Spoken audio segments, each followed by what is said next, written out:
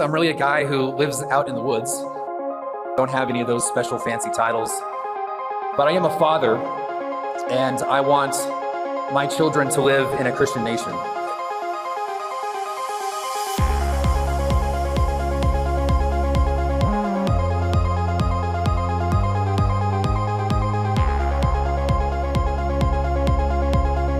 And I want my children to live in a Christian nation. Welcome back to Lone Bulwark. In today's episode, Stephen and I are going to discuss Aristotle's ethics, particularly his discussion of friendship. In his Nicomachean Ethics, Nicomachean means he wrote it for his son, Nicomachus, I think. So we could just call it his ethics for the rest of the show rather than saying Nicomachean. But in his ethics, in chapters, I think it's 8 and 9, books 8 and 9. Is that right? He discusses friendship. And it's a really great discussion. I've read this for years, and it's actually helped me understand my childhood friends that kind of came and went, best friends that I thought I'd always have, and then they went away, all kinds of levels of relationships. It's helped give form to my relationships throughout my life. And so whenever I talk about this with others, whenever I read this myself, I always gain some benefit, and I hope others do too, and I hope the same for you as the listener. We're going to start off by just outlining the 3 main forms of friendship that Aristotle discusses. And then after that, we'll get into particularities, examples, applications, and things like that. So the first one is friendship of utility, a friendship of utility. And Aristotle says that this is essentially a friendship that's formed mostly because of circumstances, but also mutual benefit. So each person has something to gain from the other that's very practical. Like this could be business partners or colleagues or like a study group in school.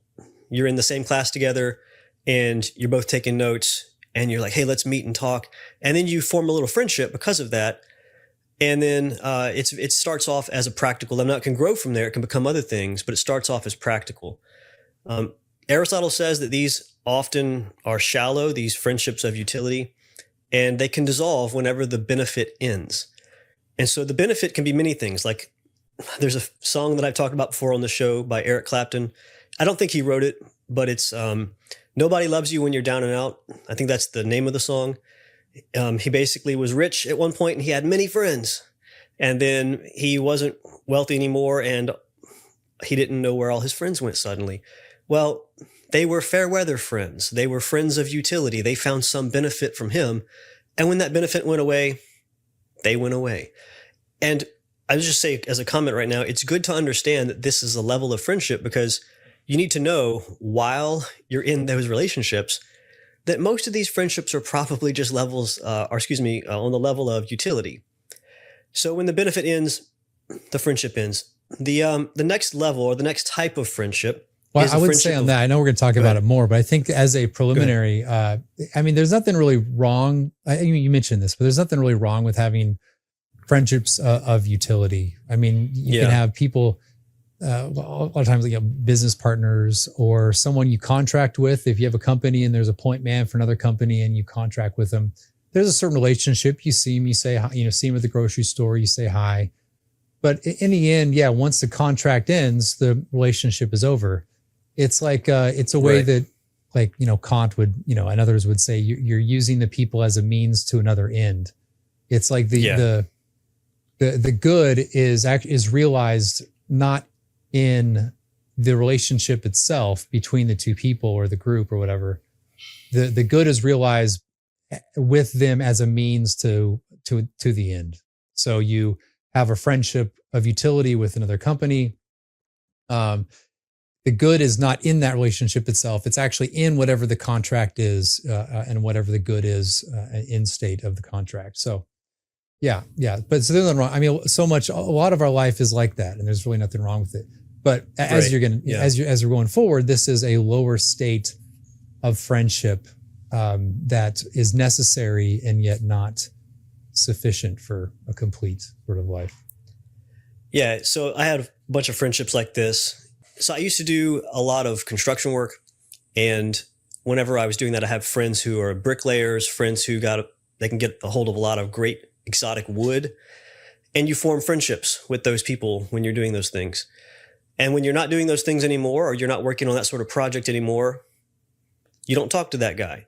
And there's no hard feelings. There could go by 4 years and you don't talk to the guy. And suddenly you talk to him again and it's like, hey, how's it going? Yeah, we need some more bricks over here. Okay, great. And you just pick right back up because it's a friendship of utility from the start. And it's shallow, but it's not superficial. It's not exploitative. It's not unfair. We both know what we're getting into when we move into this sort of relationship. Yeah, and so there could be goodwill like built into it. I mean, people could have goodwill and also have a friendship of utility. I think I mentioned another video, but there's this guy who I was going to contract with to stain my deck in my backyard, and he shows up and he's like, you know what? Now the leaves are gonna get on it. It's gonna be bad stain or whatever. And then I said, well, I'll pay you for work you've done already. And he said, oh no, we'll just pay at the end when I complete the project, which he hasn't restarted yet, unfortunately. But I will. But in that, I just always think of that was like an example of a sort of goodwill, even though we're not friends in a complete sense. And even though we were kind of using each other as sort of friends of utility, there was still a type of altruistic goodwill in that. And so much of our, existence in society, like what the sort of society we want in terms of at least our economic relations, is that sort of thing where people have goodwill. They have a sort of sense of duty of what good work and what they ought to do, how they ought to relate to someone, even in a friendship of utility. So like you said, it's not necessarily exploitative. It's not simply an act of a sort of zero sum mentality. Like, you don't relate to someone as in, I'm going to get something, and if I get it, then other people don't get it. It's not like that. Not necessarily. Yeah. Of course, it can be like that, but so. Yeah, no, that's really great. There are friendships that you have when you work with people, friendships because of your age, like you happen to be the same age in class together, and you're in the same grade together because of your age. Accident. Not anything you did or didn't do. Yeah. It's just a circumstance. Or you're thrown together at the same summer camp and you become friends with someone for a while. Well, it is good for you to treat that person kindly in that moment, during that time. And yeah, it's temporary and it goes for a while, but you still want to treat them well. You want to treat them humanly. And this friendship is real. It's not fake. It's not just a show, but it is, compared to the other friendships, it is shallow and it is temporary if the circumstances change beyond your power. And it's good to know that, like I said, because for me, I had friends in high school, for instance. And I remember being in high school or even in middle school thinking, we're going to be friends forever. When you graduated, I'm not sure if you went to public schools. Stephen, I don't know what you did, but when you graduate, it's this big celebration and you're all like, I love you guys so much. We're all going to just be forever. And then, of course, a few years down the road, you meet up at the reunion or something, or you hear about, you're like, oh, what's going on? Well, you were friends because of circumstances, and maybe it rose to the level of pleasure. It's the next level of friendship, but it was also because you were the same age, you lived in the same town, you went to the same school, you're in the same classrooms, and you happen to like the same stuff for a while. And so it was just a bunch of random things that you didn't really have a say in, and they were useful for you for a while. This is funny movies are often made based upon this sort of relationship, where you have the really good-looking cheerleader character, and then the nerd character, and the cheerleader, let's say, or the woman, the girl, needs to get into college and she needs to boost her grades, or her parents won't let her go to prom or something, whatever. And so she goes up and sort of like winks and smiles at the nerd guy and is like, hey, why don't we study? She basically she's using him. And it is shallow in that example, but that is an example also of the relationship of utility. He is thinking that this is a relationship of pleasure, right? Because she's smiling and she's flirting a little bit and he's getting attention suddenly. But in reality, from her perspective, it's all utility. I just need your brain to help me get good grades so that I can get out of here and get a college degree or whatever it is. So there's a lot of tropes in popular film and fiction based upon this level of friendship. And like I said, for me, like the bit of life wisdom was when you're in that relationship of utility, it's good to know it. That way, when this thing ends, your heart isn't kind of sad and you're not disappointed. You don't feel used. But also, when you're in that relationship and you think, hey, I want this to continue after the circumstance changes. Well, then you need to begin building the other levels of friendship, if that makes sense. Yeah. Yeah. So the next one, I get to take a stab at it. There's the friendship of pleasure. And there's a bit of utility in this too, because you're gaining pleasure. But the basic idea is that you relate to someone because he's funny or witty, or you enjoy certain activities together. Certain temporal activities. You enjoy each other's presence, but it really is the person who is witty or funny. It's not that you have risen to the level where you want to seek the good for him in himself. It's that it's just enjoyable in terms of the sort of temporal pleasures to be around that person. So this would be true if you could say, I mean, like if you're on a baseball team in high school, you're friends with these people because you mutually enjoy baseball, or something like that, some activity, something like that. So it's rooted in the pleasure of being around that person. And I think we've kind of touched upon the highest level, and it's true that there's something useful in a higher level of friend. It's true that you have pleasure. It's pleasurable to be with your friend. But there's something missing there. There's something lacking in a friendship of pure pleasure. So nowadays people would think more of a sort of erotic type of romantic relationship where now they're quote hooking up, or the new one, I guess, because I'm too old now. New one is say that we're talking. I had to tell my wife the other day, like when young people say that, oh yeah, he and I, or a woman says like he and I are talking, that means they're just sleeping around. I don't know if you knew that, Thomas. But at my age, I have to pick up all this stuff years later. But that's a new way to talking about it. So it's just purely physical pleasure. There's no commitment. There's no seeking the good after the person. It's just, even if it's consensual, it's just using that person for that. And that's, and so once you're tired of that girl or guy, then you move on. There's no lasting commitment beyond. Yeah. You're using the person.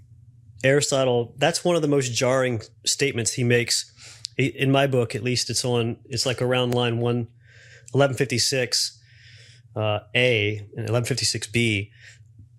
He talks about you're using these people you're basically friends with these people not because of something in them, but for what you can get out of them. So you're sort of using that person as you would. He doesn't say this, but it's like a tool almost. Yeah. And it sounds extremely exploitative. It sounds extremely mundane, like you're just using this person as an object. And if that's the case, it can be really bad. Like these relationships where you're just talking. It's really dreary to think about that. Like that's what dating is today. It's just talking, or actually not even talking. It's just texting, sending each other messages on Instagram or something. And so the idea of pleasure here, I think, even Aristotle's idea of pleasure is more than that. It's something that you both derive from each other. Maybe the one person is rich, maybe the other person is beautiful. You're both young, you're both free.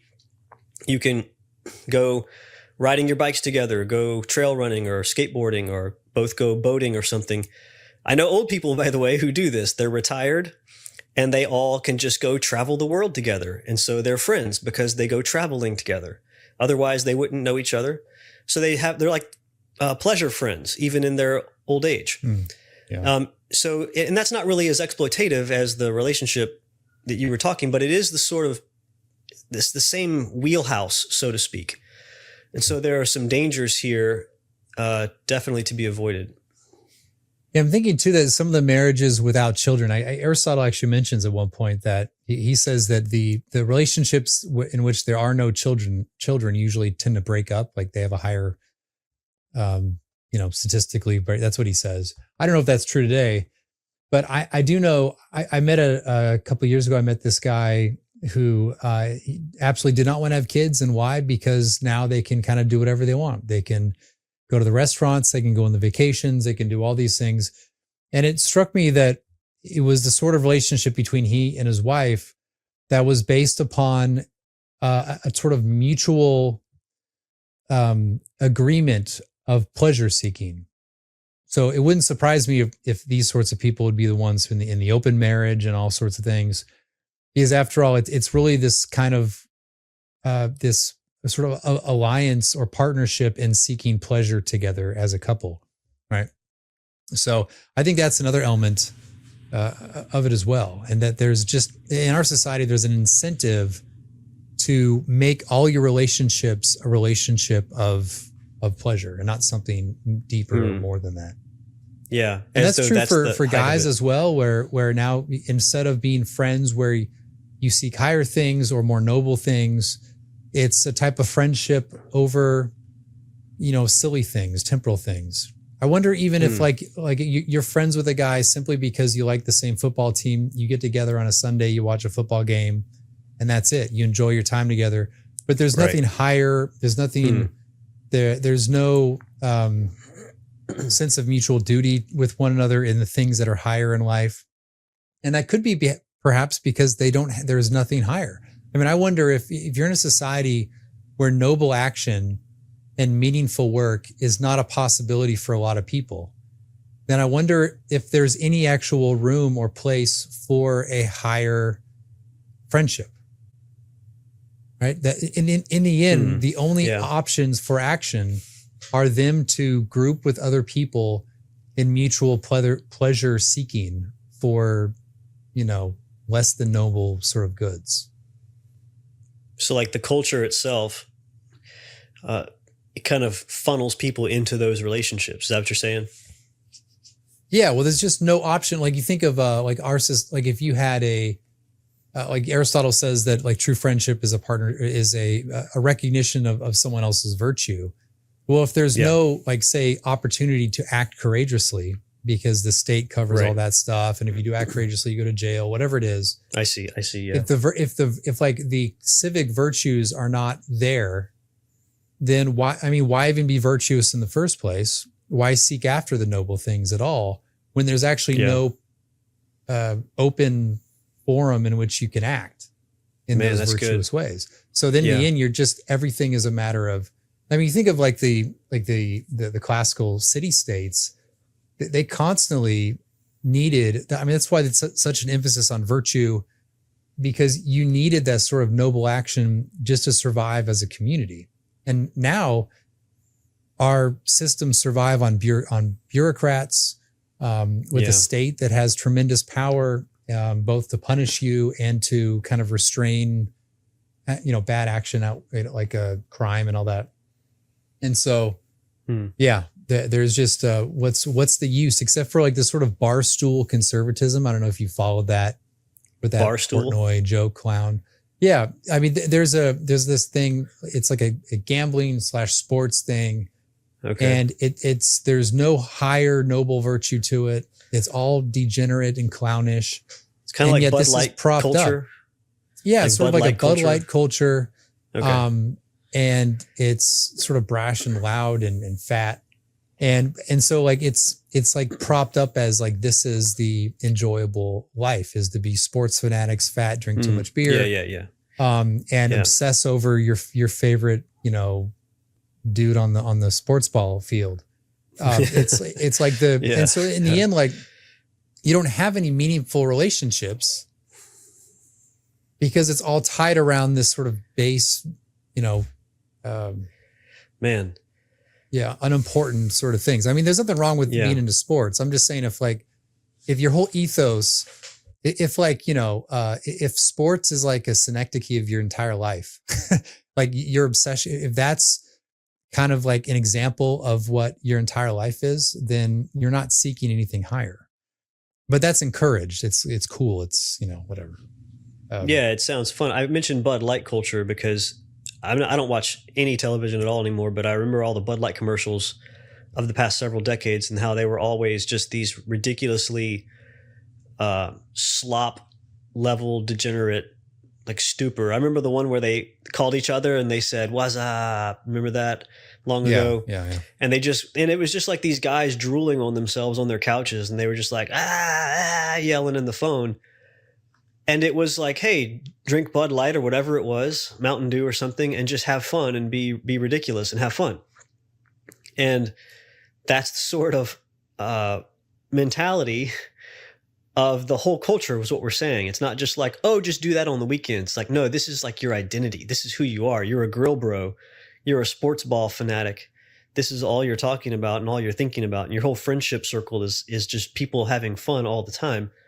And I guess, what's wrong with that though? What's wrong with having fun? I mean, a lot of people are probably going to say like, so you guys are saying you shouldn't have fun? What are we going to have fun? Well, I think if you take what Aristotle's saying here, okay, like think about it from a different perspective. Jordan Peterson interviewing women who have these big careers, and they always ask him like the trump card question. Like, I'm a 40-year-old woman. I'm highly successful and I'm single and I'm never going to be married and have kids. And I love my life. What do you say to that, Jordan Peterson? And of course, Jordan Peterson always had a really good answer to this. I usually did, which is basically like, hey, good for you. Except what you're doing is extremely rare for most women. And also, when you hit 45, 50, 55, 60, life gets really, really lonely. Like you're at the top. Great. Nobody else is up there. And so you can go and have this booze cruise mentality, life. But if you don't actually have other levels of friendships that are deeper and more lasting and richer and truer, according to Aristotle, true friendship is something else. If you don't have those as well, and those aren't the primary relationships in your life, right? If the primary relationships are ones of pleasure, well, what happens when you can no longer enjoy the pleasure? You don't have enough money, your health fails, your sports ball team loses. I don't know, we have some kind of economic warfare. We don't have booze anymore for some reason. I don't know, whatever happens. What happens when you don't have the pleasure anymore? You can go through a lot of pain and suffering because that was your whole life. And I know for me personally, I had a lot of friends at a certain time in my life and where we partied a lot. And when I became a Christian, all of those friendships mostly stopped pretty quickly. And suddenly, I realized I didn't have a lot of, all right, sorry about the interruption. We had some technical difficulties and we're just going to jump right back in the middle of things. We were discussing friendship of pleasure. One comment I did want to make before we moved on from that, Stephen, I think you mentioned the military. If not, it just went through my head. But friendships in the military are friendships of utility that are also, there's something deeper that forms there so that when the utility is gone, let's say you get PCS'd to a different base, right, a different duty station, and you are no longer with your compadres, your friends, or maybe you get out of the military, and there's often this feeling of, hey, I want to see my military buddies again. This is in movies. This is in almost every book of military literature or fiction. And what is that? I mean, Stephen, I don't know if you've thought through this. I have not thought through this in regard to Aristotle. So it's interesting. It starts off as utility, but like you enlist at the same time, you go through boot camp together, you get your first duty station together, or maybe you go to war together. You're in the same moment together by accident, or maybe it's because you both trained for it, but it's also just like the circumstances are just causing this. And then there's a bond that's formed there. And then you're ripped apart by the impersonal machine of the government, of the military. Yeah. What is that bond? Is that like a friendship of pleasure? It doesn't seem to be a friendship of Aristotle's like ideal, because that's about like having the same ideas together. Maybe it's the same virtues. Anyway, do you have any thoughts about that? Yeah, I think this might be in a way where it kind of breaks down. Because in the U.S. military, and this is not true of all militaries, but you ordinarily you leave. So you'll PCS, permanent change of station, to sometimes after 3 years. Sometimes you can get that extended longer. Sometimes if you're in the infantry world and you just bounce around different infantry divisions, but you have your favorite, sometimes you'll become kind of known by a lot of people. So there is some continuity there. If you're in a smaller branch of the Army, eventually you'll kind of become known just because people leave, and then there'll be a smaller cohort as you move forward. But I think, everyone I think who's been in the military has experienced this, where the immediately whenever you encounter someone who is in the military, you instantly have a lot to talk about. It doesn't matter how old they are or how young they are. Age doesn't really matter. It doesn't matter if they retired in the 80s or they just retired yesterday or they just got out of boot camp. There's like things that you can talk about that then sort of resembles that higher form of friendship. Yeah. But I think only in part. Like, it's not complete, because there is a sense, like there is a lot of like friendship of utility in the military, but also if you are close with someone, you do actually seek their good in the military. There's also, there's also this kind of utility thing as well, because if you think the one guy, let's say he's like, a lieutenant colonel, and he does well at his battalion command, and you have a good, and you're high, let's say you're a 2-star general, and your relation to him is that he's a good officer, and you sort of have a friendship there, but in a way that's like a friendship of utility, because you're saying, I'm going to promote this guy to full bird colonel in 06 and give him, a brigade command, because for the good of the Army. So like, you might like him personally, but in the end, the good is not simply kind of terminated in that person as an individual, but actually the good of the Army in general. But yeah, there is like, but but there is that kind of that trope, which is true, is that people in the military they don't care about the war. They care about the friend or the brother next to them in the foxhole. Right. So there is that as well. So I think these things kind of in a way break down in certain circumstances, especially when it is the military. It's tied up not only with the work and the job, it's tied up with this kind of sentiment of patriotism, of you're doing something higher than yourself, that it's a noble calling, that you sacrifice for a greater good, and you're doing that together. So I don't know if that kind of was that your experience as well? I mean, certainly when you encounter an Air Force guy, you have stuff to talk about. Like, you and I, we were just in Ogden together driving around, and we drove past an Air Force base, and we could I don't know Air Force lingo, but I generally kind of understand the broader DoD situation, right? And how people exist in that. Yeah, I think that is the case. You find a commonality with someone who went through the same circumstances as you did, the same situations, experienced the same feelings, fought in the same cause or whatever it was, even if it was a different cause long ago. There's a brotherhood to it. And depending on how intense that became, sometimes it really welds two people together.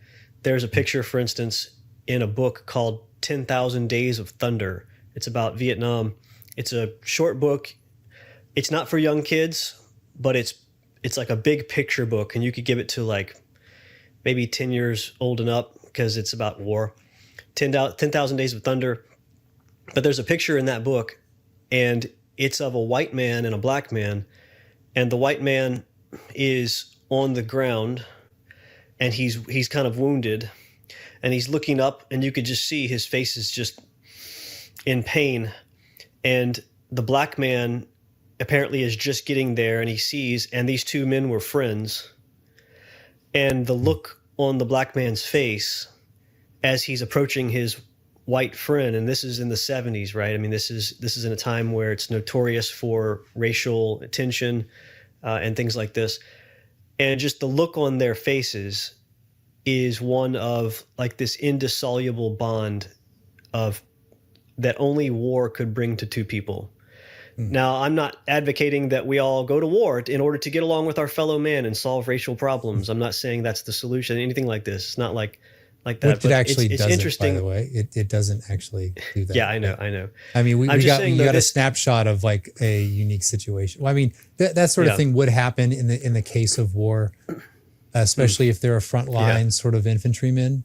Yeah. But anyway, we'll just leave it at that. It brings them together in a way that otherwise they would not have come together naturally, especially in that circumstance. But to give another example, to just jump outside of the military for a second, I was thinking about Romeo and Juliet also. And you got the Capulets and the Montagues, and they hate each other, right? I mean, they're both Italian. They're both white, if you count white Italians as white people.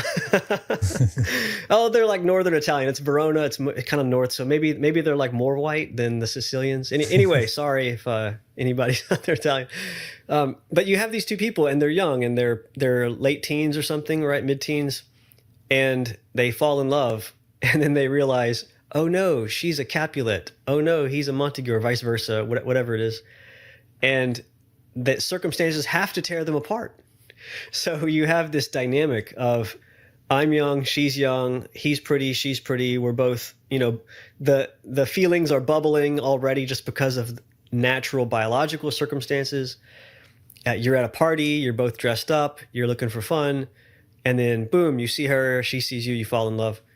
But then all of the other forces that pull you apart, which makes you want to come together even. So there's these interesting dynamics of like, it's not much utility there. I think it's more of a pleasure feeling. They didn't have time to really form a deep-seated bond of like virtue, like Aristotle talks about, right? Maybe over time they could have, and that might be what's discussed when people say love starts out as a flame, but it turns into these. It's supposed to, like in marriage, turn into these really hot, long-burning coals. So it's not bright and flashy anymore. Maybe it is, but it's mostly a slow, deep burning of love, because over time you grow into this third form of friendship, and where you both fought in the same cause, the same ideas, the same suffering, the same struggles, mutual help for each other's. So you're no longer just using that person. It's not just that she's pretty and she's young and so are you. It's not just that you both happen to be in the same military unit at the same time. It's now we're helping each other mutually. Like you were saying, Stephen, in war, you end up helping the other person, not just because you want to survive, but because you want him to survive too. And when you have that, when you save each other, when you defend each other and fight together, there's a bond that occurs at a deeper, higher level. And that's what we're talking about, the third level of friendship. Can we get into that? I don't think we've actually defined it yet. Well, I mean, so the third level, so the other two, pleasure and utility, like I said earlier, the other people are sort of means to a good outside of that's extrinsic to that person. So even the witty guy, you're there for the good of the laughter. You're good for your own pleasure. It's basically turning around. Utility, it's for this guy's useful for some other good. Whereas friendship in the complete sense, according to Aristotle, has it's a relationship in which you mutually seek each other's good and treat them as a good, and like you seek their good in itself. Like you seek after, it's not, you're not using them for anything. It's not immediately, in a sense, for your own pleasure, but it is for the good of the other person. And that's sort of the elevated relationship. And what's interesting, like the way he frames this and the basis of it is a type of similarity. So he mentions virtue and the good. You recognize the good in someone, and that sort of draws you to that person, and that person recognizes the good in you. And so you then have this relationship where you, again, like you seek that good in the other person, but it's based upon similarity. And he says at a few points that in a way, your friendship starts with the sort of love of self. Like you're supposed to be friends with yourself. And he says that if you can't be friends with yourself, then you're miserable and you can't really have friends with other people.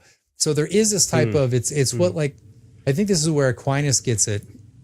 Aquinas will talk about how the sort of like is drawn towards like. So at the very basic level, we are drawn towards other humans more than we would, say, cows. I mean, some people like dogs more than humans, but that's the idea. Like, we're drawn towards other humans, but then you kind of go, you sort of increase the similarity. So similar culture, similar kin, your own children. So the increase of similarity draws you more to them. And it actually, from that is the ground of the relationship where you seek that good. And so in a sense that when you are seeking the good of a friend, in a way, actually Aristotle calls it, your friend is like the second self. It's like another self, but it's your second self. Yeah. So in a way, there's like this reciprocating action where when you seek the good of a friend, you're actually, in a way, seeking your own good because there's a sort of union between likeness and similarity. And that whole thought is formed the basis of yeah, go ahead. Sorry, I can't help but I'm sorry about this. I apologize ahead of time. I can't help but think of when the movie Austin Powers, which is a terrible movie, don't watch it if you haven't watched it, but when the Dr. Evil guy says to the little mini-me, he's like, "You complete me?" Sorry. Yeah. I was just thinking of that. It's been years, but I remember seeing that. Yeah. Comedic relief. All right. Comedic relief. Well, there is something to that. I mean, like having children, so we would tend to say that there's like these psychological, like we would psychologize our instincts to loving our children. Whereas the psychology of older eras would attach it, like would have metaphysical explanations that we actually prefer our own children and would, sacrifice. And he mentions mothers a few times, like mothers will seek the good of their children even when it's not reciprocated, because that is the love. Like you'd have a greater love for your children, even when it takes the children longer to realize and to reciprocate it back. But the metaphysical explanation is that your kids, there's a sort of union in the fact that they came from you. And he actually says that this is why women love their children more than this is why mothers love their children more than fathers, because in a sense the child's closer to them as a sort of flesh. Come from the flesh sort of thing. So in 1775, Paul Revere rode through the night to warn free men that tyranny was coming. At Concord, the British expected submission, but they found resistance instead. That moment lit the flame of American liberty, and it still burns today. Armored Republic equips law-abiding citizens with body armor and tactical gear because the need for preparedness never goes away. Their battle cry? No king but Christ. Visit armoredrepublic.com or text JOIN to 88027 to gear up and get involved. Real strength starts with honoring God's creation. Mount Athos Performance crafts pure, nutrient-dense products from their family farm to your home using goat milk protein and mineral-rich ingredients without chemicals or shortcuts. Every formula reflects their commitment to faith, purity, and strength. Fuel your pursuit of excellence and get 20% off your order at athosperform.com when you use code NCP20. Summers Pet Treats makes all-natural dog treats using high-quality, human-grade ingredients. Every ingredient is carefully selected for a specific nutritional value, which means they're healthy. Ben, are you eating the treat? Yeah, dude, I got that dog in me. I don't think that's what they meant by human-grade ingredients, but hey, if you want to support a Christian-owned business that believes in the Dominion mandate, then go pick up some healthy dog treats at summerspetTreats.com. And use code NCP10 at checkout. That's summerspetTreats.com and use code NCP10. Get that dog in you. Did you know that 60% of Americans will avoid your business if you have an unattractive logo, even if you have good reviews? Seriously, it's true. This podcast is sponsored by Resurrection Design Co., and they're on a mission to help churches and Christian businesses like yours flourish for the kingdom of Christ and the glory of God through bold and beautiful branding. If you want them to design your website for free, be the first listener of this podcast to sign up for a brand identity package before the last day of this month. Just visit resurrectiondesign.co/bulwark. Anyway, that's the idea. And so you take this into a more broad, like metaphysical explanation. This is why we tend to form friends with people who are similar to us in many ways. And sometimes it's a ground for like the military. Like you could have an intense experience in warfare, but then when you get back to garrison, you get back home, you don't maintain that long-term relationship, but it could be the ground of that. Just like if you meet someone at church, like, you know, meet someone at church and you share this similarity of military experience. I mean, that itself is a sort of incomplete friendship, but that could turn into something higher as a sort of ground of it. Anyway, so that's the sort of like metaphysics behind friendship. This is profound but stuff. Yeah, it's like it's like it's seeking the good in the person as an end in themselves. So you can sort of have the Kantian distinction, like all people live in the kingdom of ends, and you ought to treat them. But a friend in a unique situation is one who you actively seek after that good. In a way, you feel with them. You seek it. The pain you feel. You sort of experience their pain. Like we talked about this in the empathy episode, where there is a sort of empathy. If you're close to someone, you literally feel the pain of the other. Whereas if you read about some flood that happened in Pakistan, you're like, well, that's sad. But then you move on with your day because it's, you know, half world away and you don't know these people and they're, you know, wildly different in terms of culture and all that. So you might have well wishes or wish them well benevolence, but there's no sort of spark to get on a plane and go out there and start, you know, clearing roads or whatever. But anyway, that's the idea. There's a lot to unpack here, really, and a lot to think about. I mean, I wish that I were watching this and that I could just pause this and think about it for a little while, because the idea of likeness begetting deeper friendship, and that how that works with the mother and a child, and how that works with friends. I mean, if you just extend out from there. But then if you add another layer to it, I was thinking of Jesus' command, love your neighbor as yourself. You should love your neighbor as yourself. This is the second greatest commandment. And like, how do you love yourself, right? Like you are the nearest person to yourself. Like you are the person most like yourself, right? So you have the most, you always look after yourself. You never do anything that harms yourself. Or if it does ever happen, it's extremely rare, okay? You're looking after number one all the time. And Jesus says, so basically as you love yourself, love others, love your neighbor. And this requires, I mean, this is a lot. I can't explicate the whole thing right now, right? But if you just apply that to this level of friendship, Jesus is basically saying, you need to do this to your neighbor. And I think the immediate, like, so some people are going to take that and go, yeah, we need to love the foreigner. It's like, yeah, heat map, like inverted heat map. Just go to the furthest end immediately. When I would say, this is so extremely difficult, what Jesus is saying, that you could probably only do this for 3 or 4 or 5 people. Like actually effectively do this, not just like in your heart do it or have like good wishes and try it, but like effectively do it and in fact, Aristotle says that this sort of level of friendship, so I'm equating Jesus's, second greatest commandment with Aristotle's highest level of friendship. If that's the case, well, then Aristotle also said this is extremely rare and you're only going to have a few of these. And I would say the same thing for this. Like, it doesn't mean you can't help a neighbor, but to actually love your neighbor and seek his good in the same way that you seek yours. That's really profound, and it's a big task.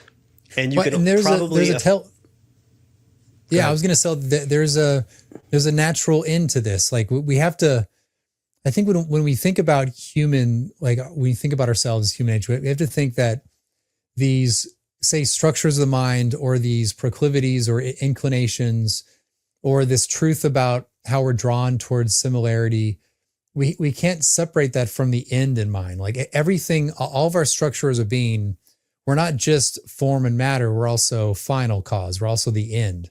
There's a end to it. The ultimate end is glorifying God, but then there are these penultimate ends of why you would have these structures. And I think, like you said, when you have, like in the end, we only have a few set of friends that we can then love in this sort of complete way. And that's just by design. So there's nothing wrong with it. It doesn't mean that it's from sin or it's limited or we're not trying hard enough. It's that just structurally how we're designed that it's actually best. In other words, the good in the world would be realized. And I said this in the book and other places. The good would be realized if we devoted ourselves to our own first. That is, you devote yourself to your own, you devote to your own kids over other kids. You devote yourself to your own set of friends. You devote yourself to your people, your place. And if everyone did that, that would realize the good. If everyone simply universalized it and said, love everyone, love the abstract humanity, it actually would not do good in the world. So the actual end of it is not only for our individual good or the individual good of the person in the immediate sense, but just broadly, it would be the perfect world would be one in which we preferred our own, and the own would be a sort of hierarchy from children, community, whatever, however you set the hierarchy, and friendship is just part of that. So like there is the individual side of friendship. I don't know if we want to move on to political friendship, but I'll just touch on it here. But yeah, sounds good. Aristotle does mention political friendship. He does say even among the individual friends, it exists best within a community. So friendship is a sort of participation in a community, which he I think at times refers to more like what we'd call associations. So we'd have let's say like in his case, you'd have a sort of academic institution, and these would be your close friends that you spend a lot of time with, and that would be your community. But there is the political community. The political community would be the civil society, which in his time is much fewer than 100,000. I think, and in fact, to be 10,000, I think is his ideal number. But there is a type of friendship, and this is one of the problems here. It seems to be like incoherence in his own thinking here, but there might be a reason for that. But like, is there a political? I guess the question is, can we say that a political community is a community of friends? And when we say that, what do we really mean by that? Yeah. And because really, this is like the old kind of Hegelian line is where you have like your family is this close community of sharing where everyone's a sort of end in themselves very, intensely. And then you step out the doors into society and suddenly it's a economic relationship. It's like more of a relationship of utility, which I think there's truth to that. But that's also probably a critique of our society as well. But Aristotle's point is actually in political community, you share similar pastimes, heritage, customs. There's intermarriage such that cousins are here and there. And you have these relationships, and there's the relationships of similarity. And so even though you might, it's not going to be as intense as with like kin or family or your personal friends, I think you can think of your political community, at least theoretically, and perhaps in a smaller subset or a smaller number, perhaps maybe you could broaden this out into an imagined community, but these would be friends as well. In other words, like you would, maybe this would explain why your friendships of utility can actually be elevated into goodwill, non-exploitive. Is that in a way it's enhanced with that community? Does that make sense? I don't know if I'm making any sense, but I'm trying to describe how you can have an intense individual friendships with a small set of people, but also elevate civil society beyond a simple utility. Well, I think one way of approaching it, we could approach it from another angle. You and I were talking before we started recording. There was an individual who years ago made a point about Aristotle's level of friendships and said something to the effect that Aristotle said that the highest, deepest, truest form of friendship of association is those who have a like-minded agreement about ideas and virtues and things. And this person said, therefore, the best, the highest, the truest, deepest form of social association, of political association, let's say, of the best way to form political society is to have essentially one that's based upon ideas and not, let's say, circumstance like blood, soil, family, heritage, excuse me, those sorts of things. Pardon me. But Aristotle, if you read Aristotle, if you just read a little further down, and I showed you in the book just a minute ago before we recorded, Aristotle says, yet this level of friendship is extremely rare. People who agree in ideas on everything. It's a rare community of people that has that. I mean, it's actually probably just a few. And if you're listening to this podcast, you're probably deep within Christian Reformed tradition, right? And the more you start talking ideas with your fellow compatriots, the deeper you grow, and yet also the more you start dividing with everyone. There's lots of division. The more we get into ideas, because once you're deep in together and then you disagree a little bit, it's like this big, massive thing. So to form a whole community, a nation, based upon propositions, let's say, or ideas, or a cause, or something, is, in Aristotle's opinion, you're not going to do this. You can form a little society, but a broader one has to be set on broader things, which usually aren't ideas. They're a little more ideologically flexible, let's say, but you have other things that bind you together, which are still different levels of friendship, like circumstance, or the utility one, the pleasure one. Like, I think you mentioned children earlier. Maybe I'm mixing up what you said, but I was thinking of children, and often children for a while of pleasure. They bring pleasure to life. And in today's world, they don't bring much utility right away. Maybe later in life they do. But in the old world, you have a bunch of children because you need them to work to help you. Today, you have a few children because you don't need them to work. And in fact, they're a burden upon you for a long time, but they bring you pleasure. Now, I'm not saying that's all, but that's common, right? That's not all that they are, but it's common how people look at them. And so, you can have this important relationship that forms based on pleasure, and then it extends to other things later, like utility. And as we were saying earlier, a lot of relationships based on utility are what actually make the world go round. You have friends. The butcher is your friend. The blacksmith over here. I'm just using these old world ideas, but this this person, that person, the guy who can come cut your trees down, the other person who can come fix your fencing, the expert in this, the expert in that. We all have a sort of utility friendship that makes society actually function. Having the same ideas, you can just look around at America today and see that it's not the case. That, like, America functions, and yet we don't all have the same ideas. So, and in fact, you bring all these foreigners in, and many of them never adopt the ideas. They continually show that their loyalty is with their foreign nation. Like, I represent the Somalians, and I'm running for the governor of Minnesota or something, or whatever, the mayor of Minneapolis or something.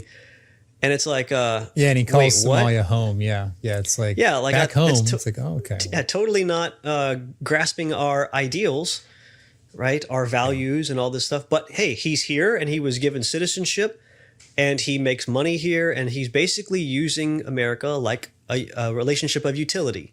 In fact, I would say it's more exploitative for those sorts of people, because they're kind of using us as a cash cow to benefit their people group. Which kind of goes into what we're saying. That's the downside of having a civil society that's just bare bones utility, is that your heart can reside elsewhere.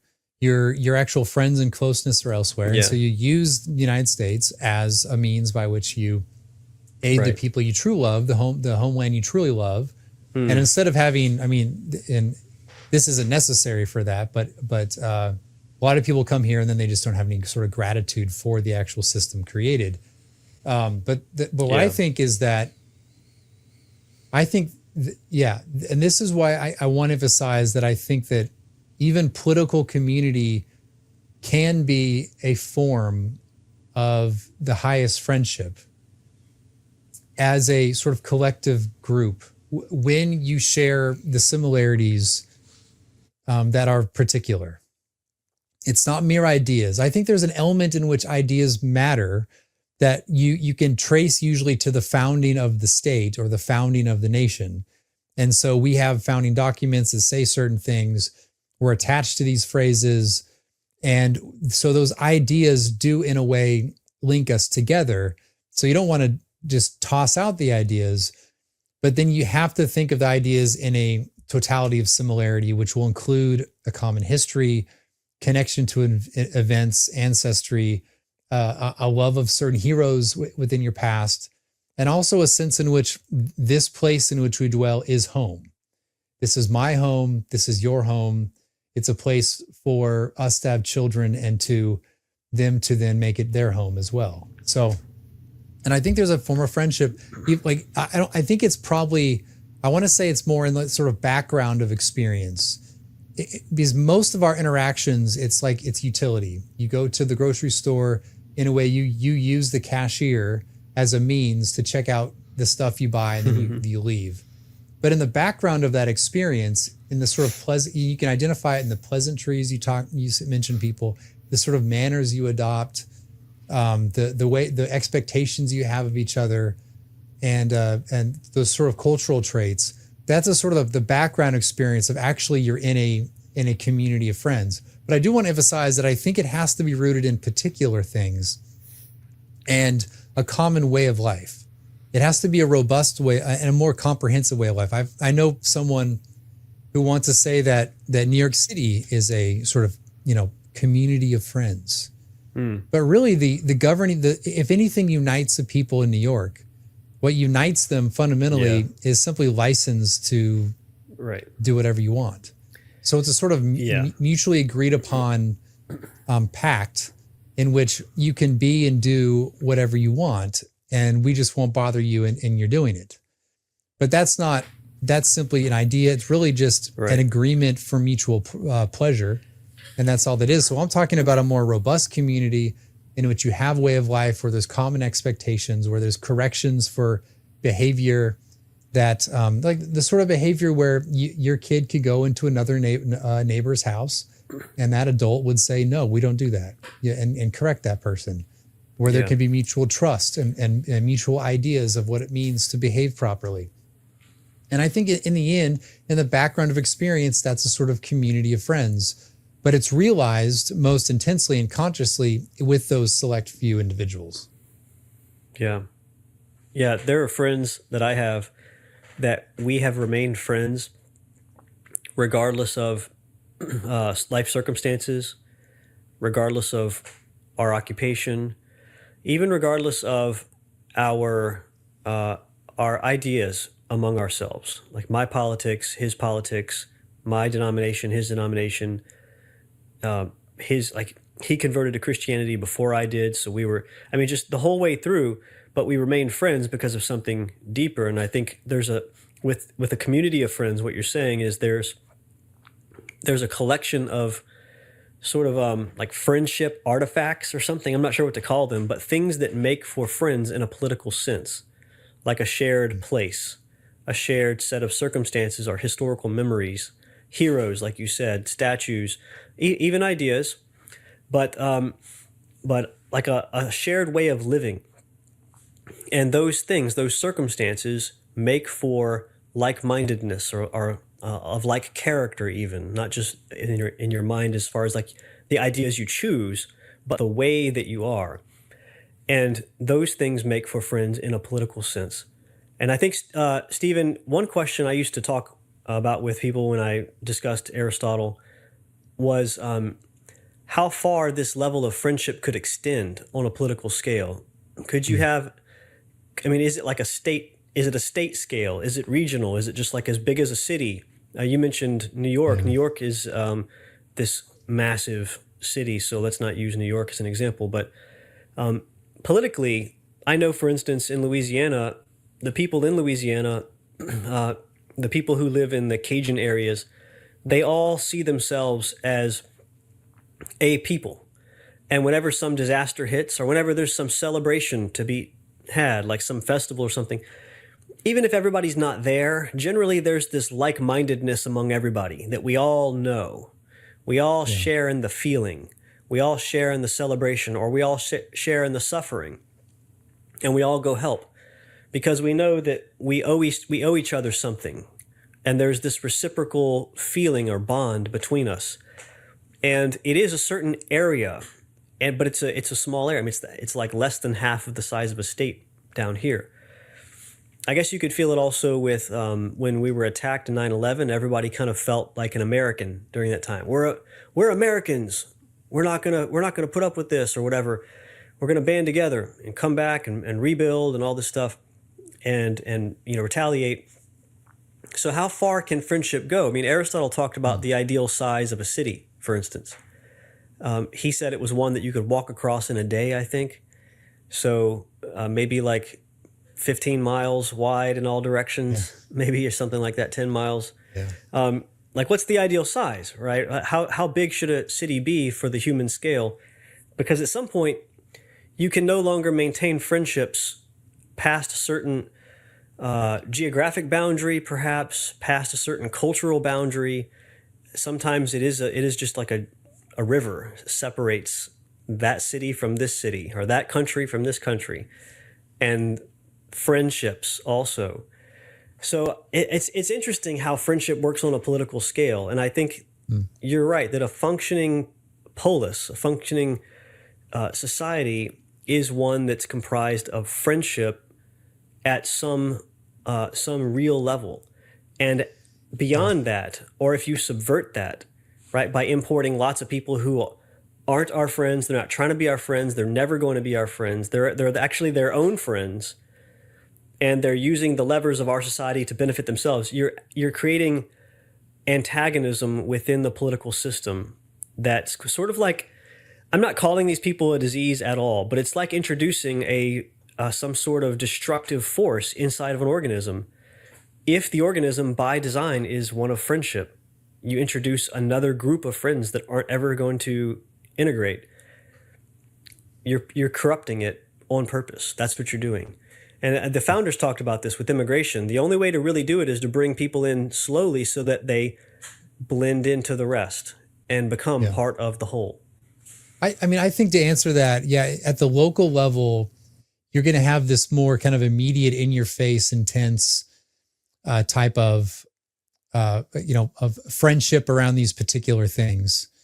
And so there will be that. But I think within, just call it American nationalism, I think we've done fairly well because, in not eroding significantly. I mean, this has occurred, but I think that we still have, and it is eroding a bit now. I recognize that, but I think we've retained a lot of local culture while at the same time being very pro-American and identifying as such.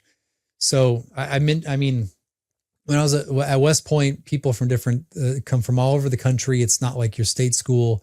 There are many people from all over the place.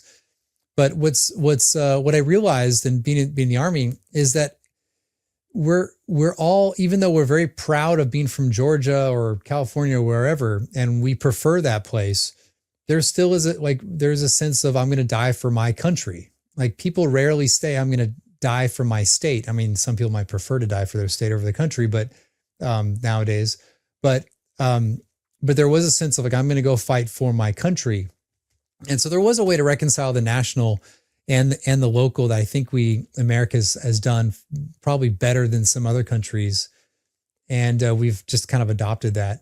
But I think you could use like the Benedict Anderson. I think it's overquoted, but the idea of imagined communities is kind of the basis of nationalism in the modern world. And that's where it's not imaginary. He's not really saying that it's imaginary. It's that you can imagine that people within the same geographic boundaries, let's say United States, are all sort of sharing the same sorts of things. They're all reading the same general newspaper, news stories, whatever it is. They're watching similar TV shows. There's a sense in that we're all sort of up to the same thing, in perhaps slightly different ways in different places. And like we can see American unity and similarity in the sort of national events that we have. So 4th of July, all across the country, we can imagine that we Americans are celebrating our country, and in every state and county they are.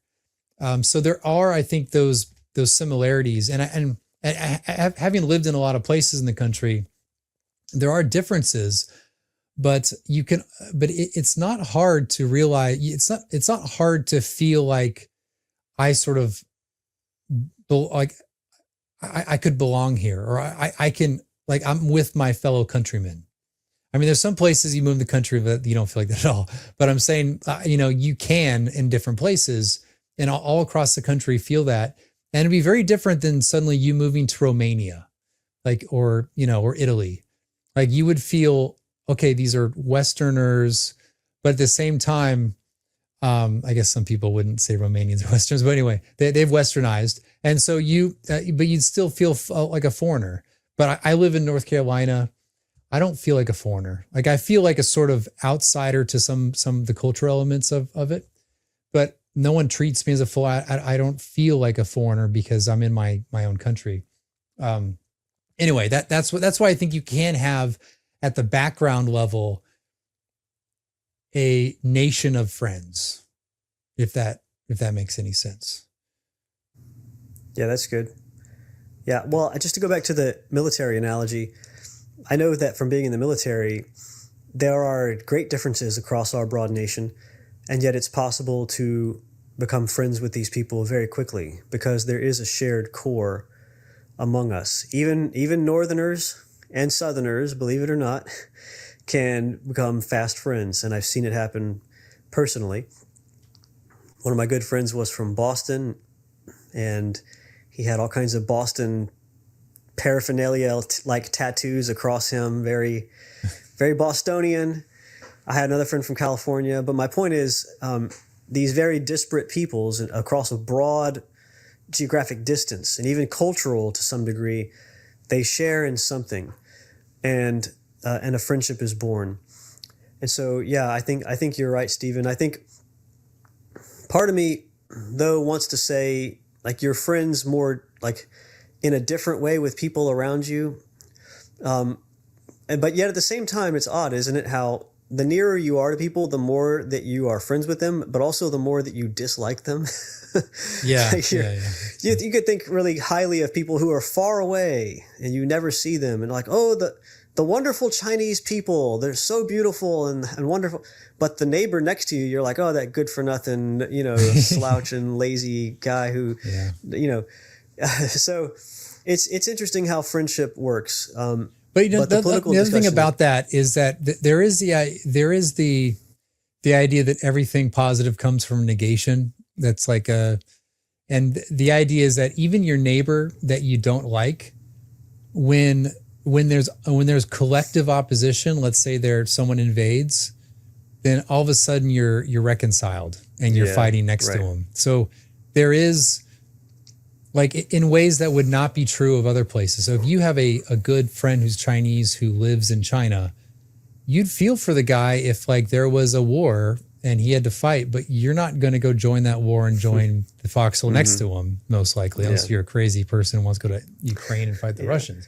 But but I think but you would fight next to the neighbor next to you. So there is some of that stuff is like, I don't want to say superficial, but I do think that despite appearances, we can say there is a background similarity that when the things that we share are threatened, that those issues are put on hold, and you'll fight in the same platoon. Yeah. Well, what else do we have to talk about with friendship? We covered the three types of friendship. Oh, the church context. I think church context. Yeah. So, because people are going to say, like, your nation is the church, and so the people you care about church, and so Jesus is my nation. Yeah, basically, the church is your true nation. Yeah. So what I would say is that even when you're in the church, there is a sort of special relationship with the people in there, like in your local church. But you know what? After church, guess who you typically gravitate towards to talk with? Well, people who are similar in other things. Like, I talked to this old guy in my church who was in the 82nd Airborne Division. He retired, a long time ago. He was a rigger, pretty cool guy, cool experiences, talk military stuff. There's like, you're still drawn to similarity.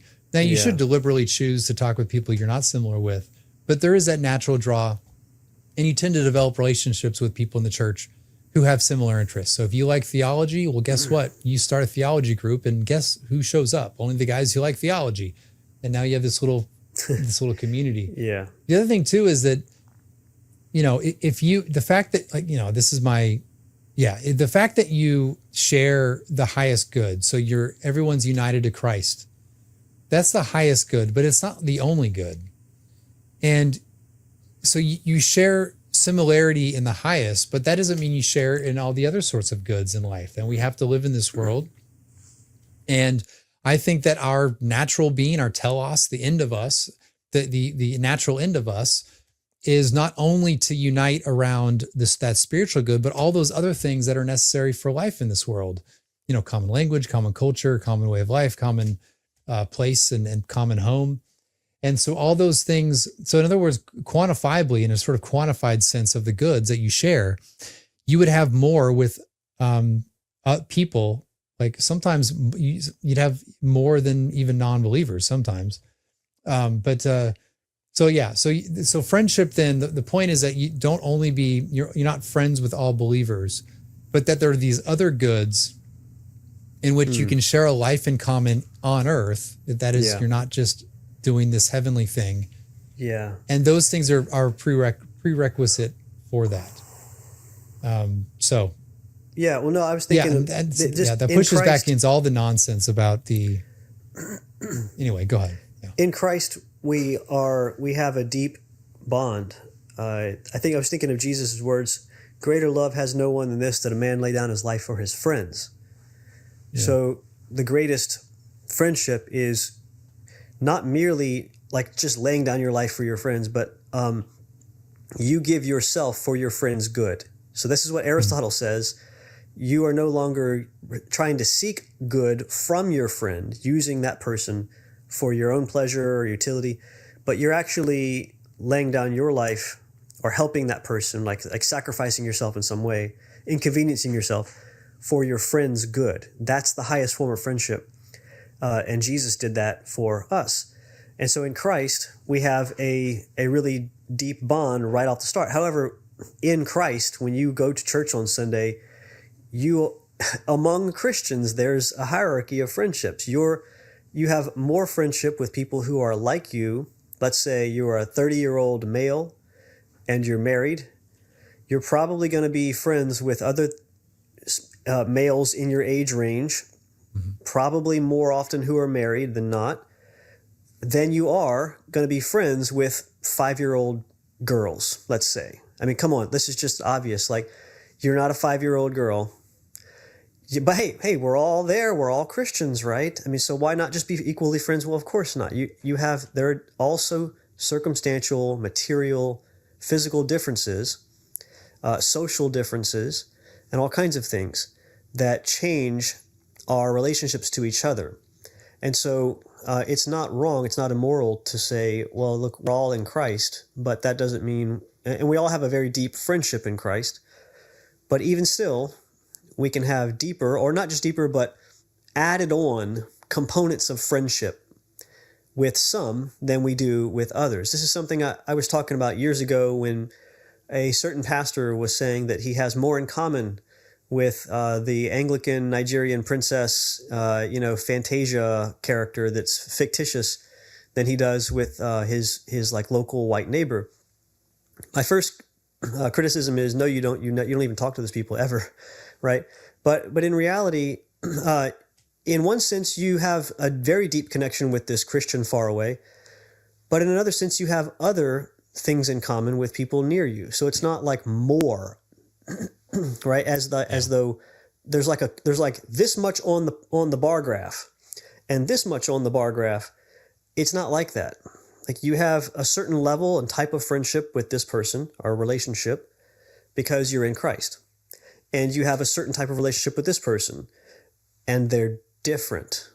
They're not necessarily in competition. Like, you can love your mother because she's your mother, and it doesn't mean that you hate other people's mothers. Right? You can love your relative who's not in Christ, and it doesn't take away your love for your spiritual family who is in Christ. these things are not necessarily in competition. Now, they could be theoretically, but that needs to be taken out of the realm of theory. And, specifically, we need to look and not just make broad statements. Yeah, and just to my mind, it just goes back to the natural end of man is to live in community. And for a community to flourish, there must be all sorts of arrays of goods and similarities between people that have nothing to do in themselves with the gospel and union in Christ.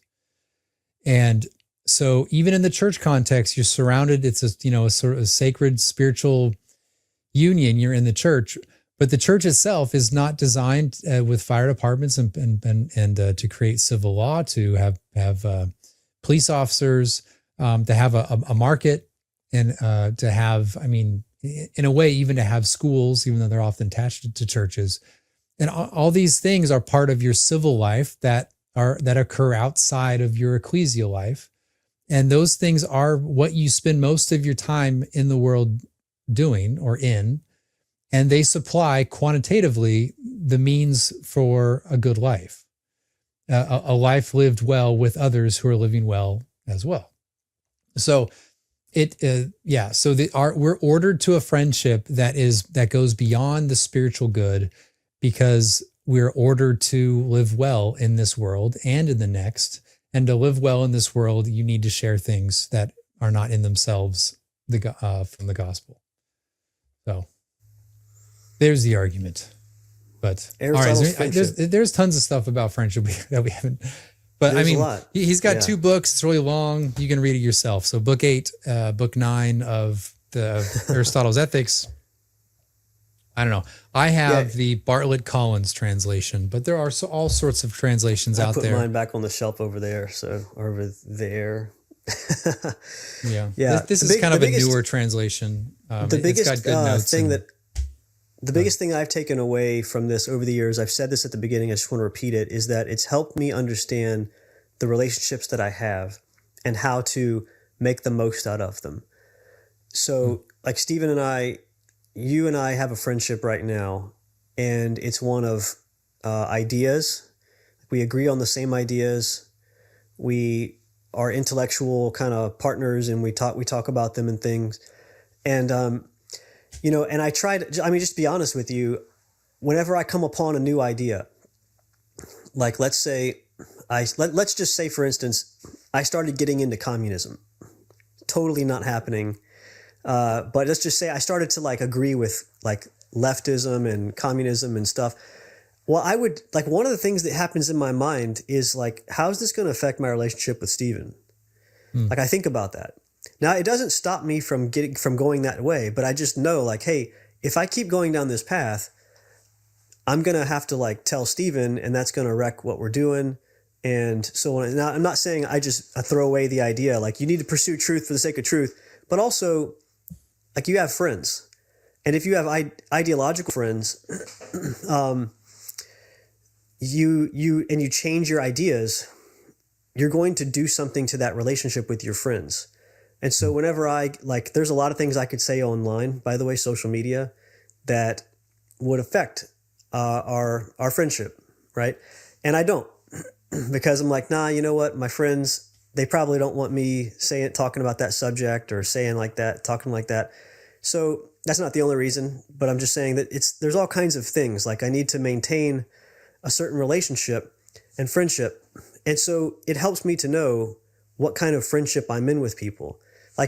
With your wife, for instance, you've got a wife, or maybe if you're a wife or you have a husband, and is that relationship one mostly of ideas? Is it you both share the same political ideas? There's some right-wing guys who think that they're going to go on a first date with a girl and talk about the Spanish Civil War and Franco's, what he did, and they're yeah, this is, and the girl's I don't even want. You're not at that level of friendship, and you may never be. I don't talk with my wife about all of this political stuff. Now, sometimes we do, but it's just mostly not the level of our friendship. It's just not that kind of friendship. And it's a different level, and it's okay, right? It's okay to have that. My wife has a friendship with other people that's different than it is with me. And it's not it's some secretive, weird thing. This is just normal. This is how healthy relationships operate. So knowing where you are and how to make the most out of it in your relationships, Aristotle's been super helpful for that, for me personally. Yeah, I just 2 years ago, I'm kind of thrown into the light, and you realize, I had to just realize that things that I do, things that other people do, when they're your friends and you make a decision or have to make a decision on to do this or do that, things come to affect other people. And when they are your friends in the highest sense, it's you want to act such that it's good for them. Yes. If it's a friendship of utility, if you're thinking, oh, well, if I say this, I won't get that speaking gig, that's a different sort of matter. If I do say a lot of one thing, I will get the speaking gig. That's a different analysis. That's lower. Right. It's fine, but it's lower. But the highest is it's going to affect the friends, and it starts to sort of constrain. It's constraining, and I've never considered. Oh, I wish I didn't have these friends so I could just do and say what I want. But it is a realization of, there is a greater good in having friends, and so you don't affect them. You try not to hurt them. And it was a weird realization, because before I was just online to kind of say what I want and have friends, but it's not like, in other words. So no, that's interesting. And it's good because I've experienced things like when there are people who want me for the sake of truth. Like, you need to speak the truth, no matter who it hurts, no matter what it does, no matter the consequences, you need to speak truth. Because that's what you're a Christian. You're supposed to just truth. It's the most important thing. And when people talk like that, let's say they're trying to uncover some scandal, and we just need to expose the truth for the sake of truth and transparency. Or maybe you just need to speak the truth about the JQ or something. Like, you need to just speak the truth. Well, there are obligations, yes, to speak truth and not lie. But there are other obligations: not to destroy your friends wantonly, not to destroy your family, not to hurt people. Now, I'm not saying hurt people's feelings. I mean, you know what's going to happen if you say certain things to your friends. And if you if you're online and you want to just meme lord all the time, there's a reason why people do that anon. Or if they do it publicly, they just kind of stop. They get out of all kinds of professional networks of people, because you're going to hurt your friends in doing that. Should you not do it? I'm not telling you not to do it or to do it, but there's a reality that you have friends and you have obligations to them, and you need to think about that before you act. And there's you also have obligations, real obligations to them, that you can't just ignore. And for the absolutizing of some other duty over here, you have competing duties, competing obligations, and you need to weigh which are more important: loyalty to friendship, proclaiming truth online or in some forum, and that's really important. And so people to me have said things like, it's funny, both my enemies and my friends, some of my friends, want me to be more of an extremist online. Both my enemies and some of my friends both want me to be more of an extremist online. I find this funny. And I've, in the last several months since I've been online again, it's kind of mild, pictures of hiking or something, and maybe a comment here and there. And I'm thinking, hey, there are friends that I have loyalties to, and I want to make sure that they are never in a harmful and a tough position because of me. I have more loyalty to my friends than I do to some broader cause politically. That's just to me how I see it. My family comes before you, Stephen, but our friendship with you and I and people like us comes before the MAGA movement or something. I don't know, whatever. It's just, I have priorities and levels of duties and friendships. And so, and I put those in order, and I try to keep them in order. It doesn't mean you never talk about, you do what you want and do it how you want, but there are friendships and levels of duty and obligation, and Aristotle's discussion comes to play in some of that for me. I mean, this makes me think about some online stuff. Is that you think that some of these guys who are, a lot of times they're anonymous, sometimes not, and they get a lot of pleasure out of seeing this or that meme, or they get pleasure out of you taking the extreme position, but they're not encouraging you as friends to do that. They're doing it for their own pleasure in seeing it. And I wonder, I mean, this just made me think, I wonder if there's relationships online where they think they're friends, like, oh, we're friends. Like, we use that as a sort of line, like a word to capture how we treat each other. But really it's kind of a relationship of pleasure. So of you just mutually giving out the base takes. And so you see people kind of lose friendships or dislike each other suddenly over some disagreement online. And, or you see disagreements or you see friendships strained because one guy's decided to go more extreme and you've decided not to. Yeah, so it's kind of a precarious position online, I think. And I would just encourage people to try to develop a friendship outside of that. That's why we've talked about meeting locally and meeting these guys and trying to get together face to face is really important. And that I think will make it more difficult for people to kind of lose each other and in that. Or I should say that relationship will go above this kind of mutual thrill of being transgressive. You can continue doing that together. I'm just saying that's a fleeting sort of friendship.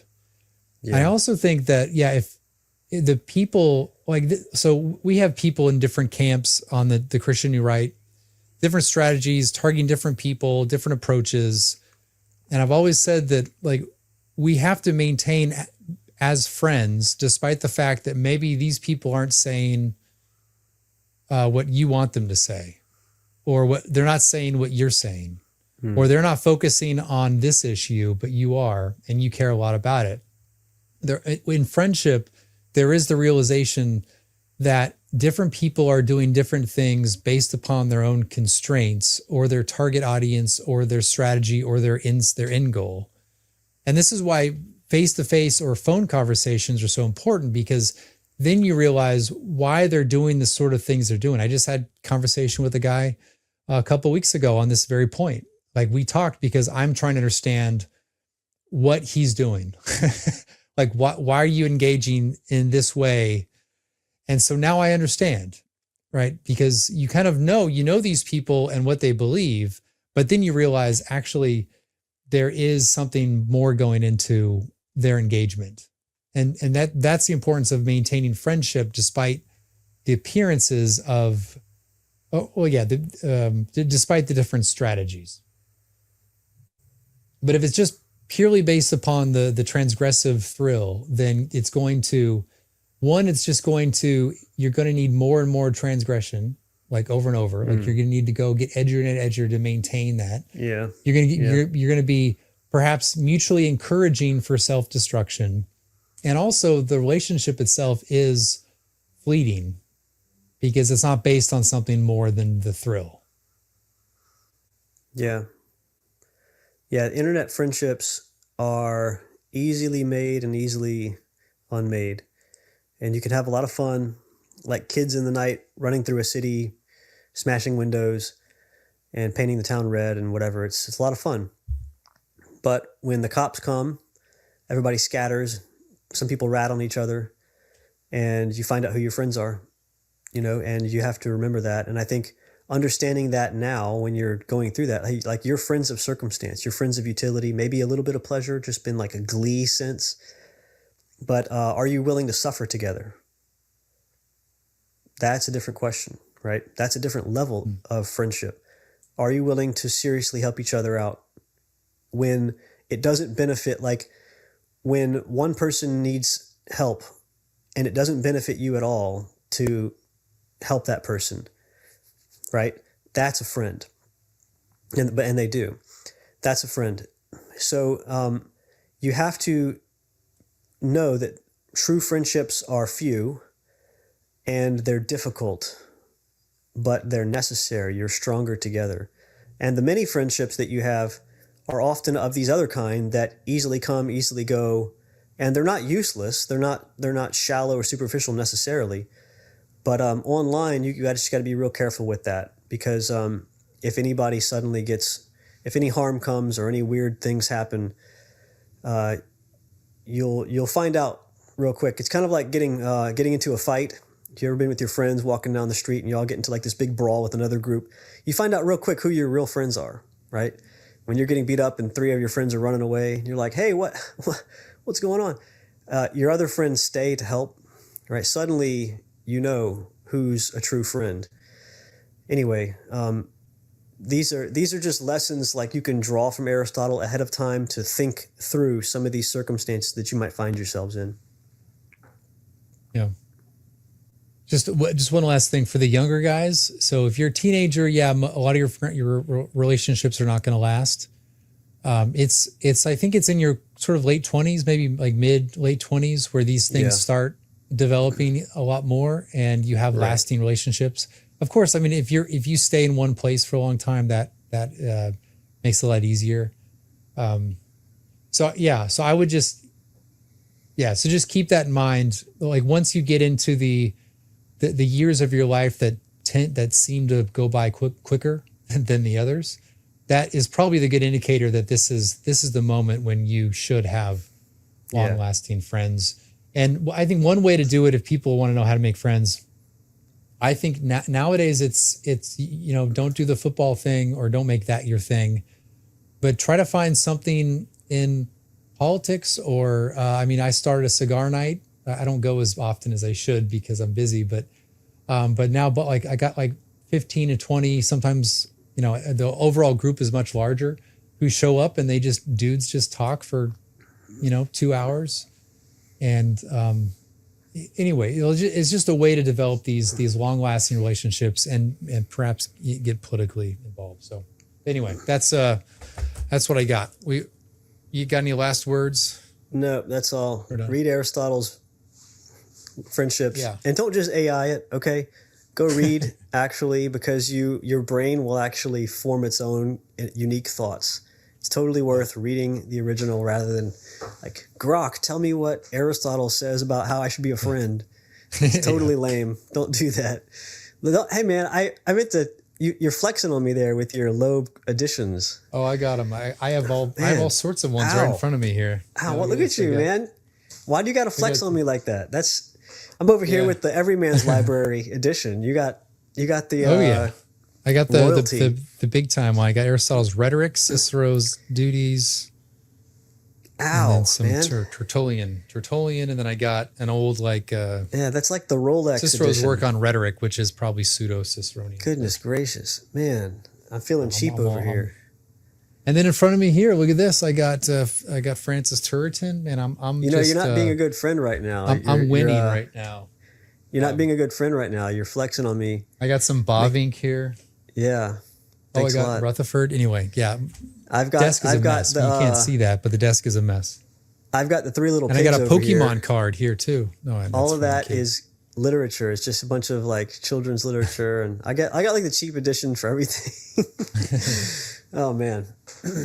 All right, that's all for Aristotle. All right, well, we left the witty banter for the end of we didn't put it up front. So anyone who stuck around, you got that. All right, well, I'm gonna go build a fence. So I'll try to shut this down. How do I do it? Thanks for listening. Yeah, thanks for See ya. Bye. Bye.